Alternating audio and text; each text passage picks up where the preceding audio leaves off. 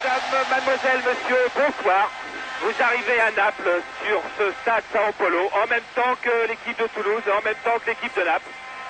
C'était pour passer ce que nous espérions tous, une très grande soirée de football après le multiplex de TF1.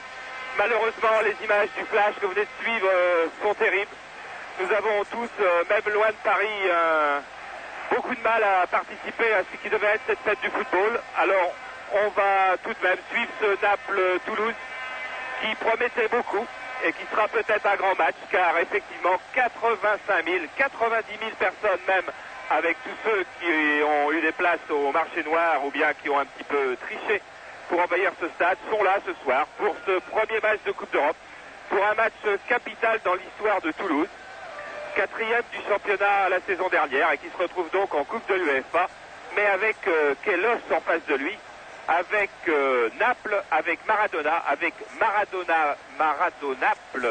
Maradonapoli, comme on dit en Italie. Un match exceptionnel et l'occasion pour nous et vous, abonnés de Canal+, de découvrir Maradona chez lui, dans son antre. Alors pour suivre ce match avec moi, j'ai deux invités. L'un, Jacques Lanus-Cazalet de l'agence France Presse. Vous savez, vous l'avez déjà entendu sur l'antenne de Canal+. Il connaît merveilleusement le football italien et il nous en parlera au cours de la soirée. Et l'autre, qui sans doute aurait préféré être ailleurs qu'à côté de nous ce soir, c'est Eric Castanino. Eric Castanino, joueur de Toulouse, bien sûr. Il a joué 25 matchs la saison dernière, il n'en a encore joué qu'un cette saison, car il relève d'une longue pubalgie. Eric Castanino, qui n'est pas sur la pelouse, qui n'est même pas sur la feuille de match, mais qui est avec nous au micro de Canal+, et qui aura donc l'occasion de nous parler de cette soirée et même tout de suite de nous dire, car on a beaucoup parlé, Eric, bien sûr de Maradona et du plan anti-Maradona. Alors vous étiez aux deux conférences qu'a tenu Jacques Santini aujourd'hui. Quel est le plan anti-Maradona de Jacques Santini? Oui, effectivement, on a beaucoup parlé de plan Maradona, mais en fait je crois qu'il n'en est rien. Et nous prenons ce match comme tout autre match avec sérieux. Et Maradona sera pris par Benoît Tilly. Son rôle sera très difficile, mais je pense qu'il l'accomplira avec grand bonheur. Et c'est effectivement Benoît qui prendra Maradona et les autres joueurs auront un rôle différent et un rôle particulier, je pense.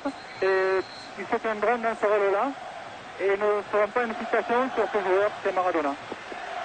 Voilà, en tout cas vous l'avez bien découvert à l'écran, posant pour les photographes avec les deux autres Argentins qui sont sur la pelouse ce soir, mais qui sont dans les rangs de Toulouse. C'était bien sûr Tarantini qui joue libéraux et Martico qui joue en attaque. Alors tout de suite un point sur la composition des équipes, c'est Lestage qui joue arrière droit, Lestage qui souffrait d'une entorse à la cheville dans les rangs toulousains.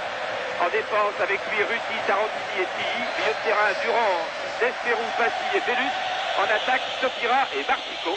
Et tout de suite, la balle aux Toulousains. Balle même à Tarantini et à Bergerot.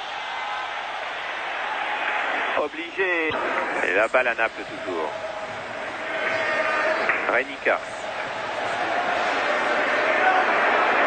Bagny. Tout le monde attend le centre. Le voilà. Bergerot ne sort pas. Et but de Carnevale au-dessus de la tête de Ruti. Ruti et Bergerot qui ont un petit peu hésité sur ce long centre de Bagny. Bergerot n'est pas sorti, Ruti n'a pas résisté à la charge de Carnevale. Regardez, ça va se passer au deuxième poteau. Long centre de Bagny. Ruti le lutte avec Carnevale. Carnevale s'est bien détendu un petit peu sur le dos de Ruti, mais il jouait le ballon et donc Eric, difficile de parler de faute. Je pense qu'il n'y a pas de faute sur cette action, mais au moment où Ruti allait sauter, allait prendre appui, Carnevale s'est sauté un peu plus tôt et empêché Ruti de faire la détente qui aurait été très importante pour lui pour sauver ce but.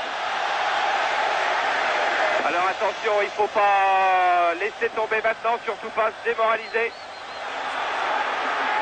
Avec Bureau maintenant, Giordano, frappe de Giordano au-dessus.